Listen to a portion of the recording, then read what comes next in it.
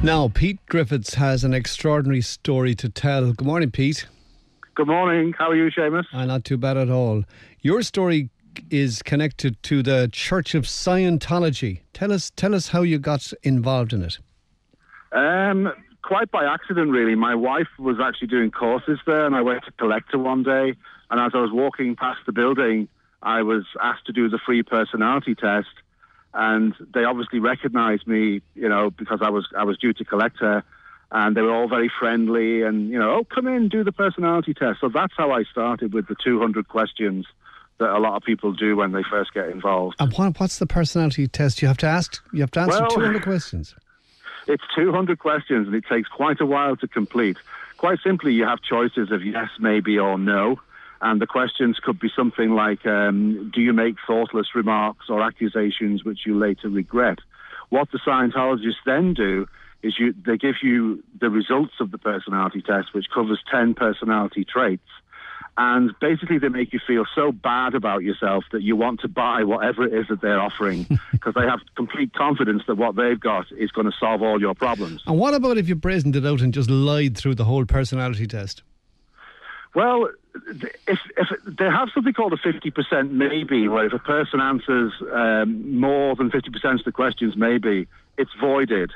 It's kind of foolproof in many ways. If you just answer it randomly, I think there are two key questions on it that show whether or not the person is trying to pull the wool over their eyes. Oh, right. And they but say either way, whatever you answer, either way, there's something wrong with you.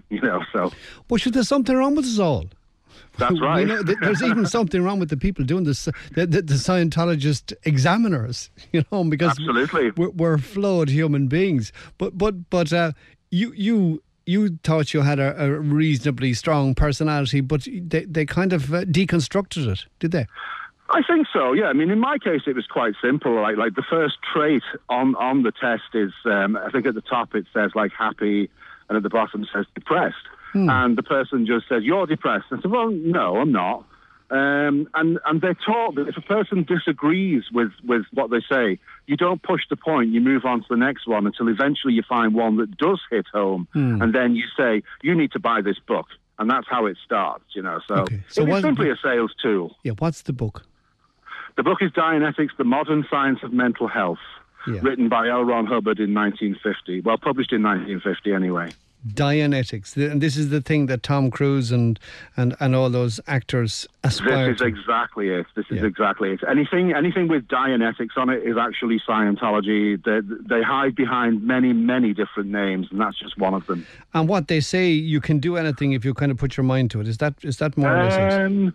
That's what they say, but we all say that. But they claim to have techniques that enable you to do this. There's $1 million on the table for any Scientologist to prove that he's got any abilities greater than human, and to this day, no one's ever gone forward to claim the prize. So they're offering you like fantastic abilities, and they claim to have them, and yet there's no evidence that anyone does. Okay, so when you got hooked, then what was the next part of the procedure? Well, you start off by buying a book, and then once you've bought the book, you get called in. Like they have staff on call in the evenings when people are home from work. How did you like the book? Did you enjoy the book? Are you reading the book? If not, why not? So whatever you say to them, there's always a next thing. Like, oh, I haven't started reading it yet. So, quick, you must start reading it. It's very important that you start reading it. And from there, they offer you to come in to the centre. What they will do then is they'll offer you free auditing, and that's the name of the Scientology procedure. I mean, in my case, they were going to take the brakes off my reactive mind so that once I was freed up from all the things that were holding me back, I could be this wonderful human being, See, the difficulty is that I see in the modern world, the way things have gone for the last 4 years or so, financially in this country, there are a lot of vulnerable people out there, people who think that they have failed and, they could never do anything right, and they're blaming themselves for maybe losing their house and all this kind of thing. They're vulnerable, and they're open to an approach from people like these Scientologists. That's true, they would be. But the big change over the last few years is the internet. And now a lot of information that Scientology was able to keep secret from people is now readily available. So it's a lot harder for them, I imagine, to con people, because a lot of people have heard of it. I mean, I don't know how many people listening have heard of Scientology or Dianetics before, but I can bet it's quite a few. Yeah, I'd say quite a few would have. Oh, I'd say so, yeah. I mean, we have families in Tipp that are affected by this. What's the most sinister aspect of it that you've experienced? Well, the most sinister aspect for me is the fact that it's all based on a lie. They promise you everything. I mean, and they really do, because, I mean, in the Scientology world... Sorry? Yeah, no, I'm still here. Yeah, no, in the Scientology world, you are an immortal spiritual being with unlimited potential, and they claim to know how to release that potential. The fact that they never do doesn't seem to bother anybody, but that's the claim anyway. But is it a religion? Do they believe in a supreme being? No, they say that the supreme being has no influence on what you think or on a day-to-day basis. Therefore, they don't get involved in the supreme being. They don't even try to define it, you know. Yeah. There's got to be money behind this. I mean, is it a money racket or what? The bottom line is it's a money-making racket. It's a criminal organisation. And the victims are not only those that get involved, the victims are the staff members, because they don't know that they've been lied to. The hard point is to take someone who is a Scientologist and get them to see what's been done to them. Because I think the best form of brainwashing is if you don't let the person who's been brainwashed know that it's happened to them. And they're very, very clever at that. The whole thing is set up that way. Okay, so how did they make money out of it? Well, the courses that you do, like the book starts at $19.50 or something, and then the next course is, I don't know, 50 quid or 90, I think it is. But then it starts to go up from there. And once you've done all the introductory courses, you then start to go to more expensive ones. And you can actually spend up to €500,000, dollars, whatever, in Scientology before you've completed the full route that's available. And then sometimes they'll bust you and you have to go back to the beginning and start all over again. So that's how they make their money. How far did you go with it? Well, they have a thing called a bridge, which has specific steps, and I kind of got onto the first few steps of the ladder. I probably spent, I don't know, almost about 20,000 altogether. Oh my God. I spent 7 years of my life working for them for nothing. It's hard to put a price on any of it, to be honest with you, but when you're involved, you really do believe that you're doing the best for mankind and that you are saving the planet. And what was the Eureka moment? When did you decide to yourself, look, this is not for me, I'm being conned? Oh, it was 24 years after my first involvement. Actually, no, slightly less. 21 years after my first involvement. And I just started to look online at what the critics were saying. Now, what Scientologists don't do is look at what critics are saying. But I felt, I'm intelligent enough. I'm able to handle whatever they could throw at me. And as I started to read, it began to unravel, and I began to see, it's almost like there are key bricks that get pulled out of the wall and the wall collapses, that kind of a thing. But then the more well-known people associated with it, actors like John Travolta and Tom Cruise, I mean, they're still happy enough with it, aren't they? They seem to be, but what's actually really going on, I guess we don't know, because these people have PR persons and all the rest of it going on. Tom's actually been pretty quiet the last few years. He hasn't said very much.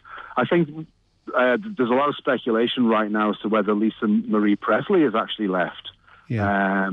She's never said anything publicly, but the lyrics to her latest song suggest that she's left. So I don't know if one or two of these big names did leave. I could see the whole thing imploding very, very quickly. But eventually you decided it wasn't for you. Was it very hard to extricate yourself from it? Initially, it would have been. I was quite lucky in my case because I was actually running a Scientology mission very similar to the one in Dublin.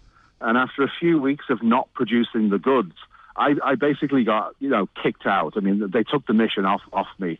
I wasn't kicked out of the Scientology religion, but I was raised in a family at the time, so I devoted all my attention to that and really moved away from the church. I had no money anyway, so I mean, they weren't really interested in me. And your wife, did she stay in it? Well, she was also lucky as well. She'd once worked as a psychiatric nurse, and psychiatry and psychology are the big enemies of Scientology. So she was actually asked to leave staff. So she was told she could join once psychiatry and psychology had been abolished. So that gives you an idea of what these people are actually trying to go for. So there's mind control involved? Absolutely. Oh, totally. Yeah. What about if did anyone successfully infiltrate them and kind of trying to demolish them from the inside? People have tried. People have really tried, but they have this thing called an Emeter, which is a bit like a lie detector, and it does work like a lie detector. So if you're sat, on an Emeter, and if you're there to try and deceive the people who are at the other end of the Emeter watching the needle for little flicks and things, and then if they just look at you and say, yeah, you're telling the full truth there, and if you're not and the needle flicks again, you can imagine how difficult it is to fool a lie detector. Yeah, but what about if you said to the person who was asking all the questions, well, what about yourself? Did you ever tell a lie, would they respond? Did I tell a lie in Scientology? No, what I'm saying is if you turned it around to the people who were asking the questions and said to them, well, what do you think yourself, as a Kerryman would probably say? That's an interesting one. I always told the truth when I was on the machine, and I've spoken to people since who, if it was a female asking the questions, they would sort of concentrate on a certain part of the female anatomy. All right. And does that work then? Could you get away with it? It worked, yeah. Just to take their mind off what they really wanted to think about, Oh, yeah. So that's a way of cheating a lie detector then, is it? That's one way of doing it, yeah. Just think about, Yeah. And eventually you manage to free yourself. And you're warning people that against ever having anything to do with Scientology. Well, totally, because, the sad thing about it, and you mentioned about the most deceptive thing, is that at the very beginning, you can actually feel good about it. Like, for example, if you've got something in your past that's really upsetting, and you're able to relieve that upset, then you're going to feel good about yourself and about life. And for me, the worst aspect of it is that they will take that euphoria, if you like, that you're feeling, and they will use it to get more money out of you, and they will keep squeezing and squeezing until there's nothing left. And the people who give these high-powered and increasingly high-powered lectures, what kind of qualifications have they? Well, the only qualifications that they recognise in Scientology are Scientology qualifications. They absolutely poo-poo university degrees. They laugh at TCD and anything that goes on in TCD, and if you point out that they discover cures for certain types of leukemia, they then start to hint that leukemia is actually caused by a mental attitude and they can solve it. One of the big bugbears with them is that they make medical claims and then they deny that they make medical claims. But I know people in Ireland who've been promised cures for incurable diseases and foolishly handed over a lot of money to them, and they still have the disease. So, Yeah, I wonder what happens when a Scientologist gets ill himself or herself. I mean, do they go to hospital? Now, they have a notice in the place saying that if you're ill, go and see a doctor. But when you're actually in, they try to cure it with Scientology. Yeah. There's a lot of websites devoted to all the people who have died mysteriously, died of illnesses. They don't like you to get standard medical treatment, even though they actually say it. But they're good at doing that. Like, the way to hide something, the way to fool someone is to stick it right in front of the face, But do they have any kind of accounts? Do they publish their accounts? Or who gets the money? Is it a small group, or is it the guys who are giving the lectures, or what? Oh, no, it all trickles up line to the main man. Like when Ron Hubbard was alive, it all went to him. He was actually convicted of defrauding the church of $200 million and found guilty of that. So, I mean, he died a fugitive, and a lot of Scientologists don't even know this because they continually rewrite his life history and make him sound this wonderful guy, and he just was not. He was a con man. he was a very charismatic con man, obviously, because, I mean, you know, you've got to be, otherwise it's not going to work. But now, Now, you have a conference coming up in Dublin. That's right. On the 30th of June, is that right? Absolutely. It's in Parnell Square, the Teachers Club. And we have ex-members from all over the world some have been fighting Scientology for 30 years, some for less.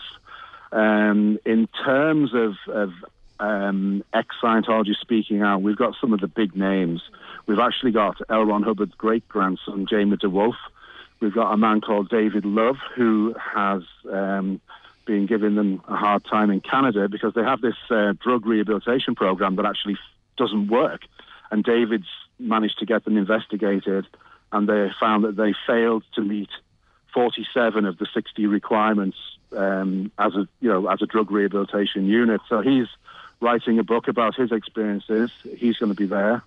L. Ron Hubbard's personal assistant, Jerry Armstrong's going to be there. It's free for anyone to come along and attend, but we would like to hear beforehand from people so that we can have some sort of a guest list, because we're expecting a little bit of fun from the Scientologists themselves, because the one thing they don't like is critics. Yeah. And they will attack you on any front imaginable. And they don't like publicity either. They don't like the kind of publicity that they get. Adverse publicity, that's what I mean. Oh, not at all, not at all. Yeah. And if they can't find anything on you, they will actually make stuff up. So, I mean, and they're told to do that. It's all in Scientology policy that's the way to handle critics. You know, if you can't find it, make it up. Okay, so your bottom line is, if you hear anyone saying they're a Scientologist, come in and do the test, run a mile. Run a mile. I mean, they say free personality test or free stress test. It's not free. They want to initially sell you a book, and if you reach for the subject, they'll be trying to sell you more and more and more, and you will regret it. That's a guarantee. Okay, thank you very much, Pete Griffiths, for talking to us. You're welcome, Seamus. Thank you.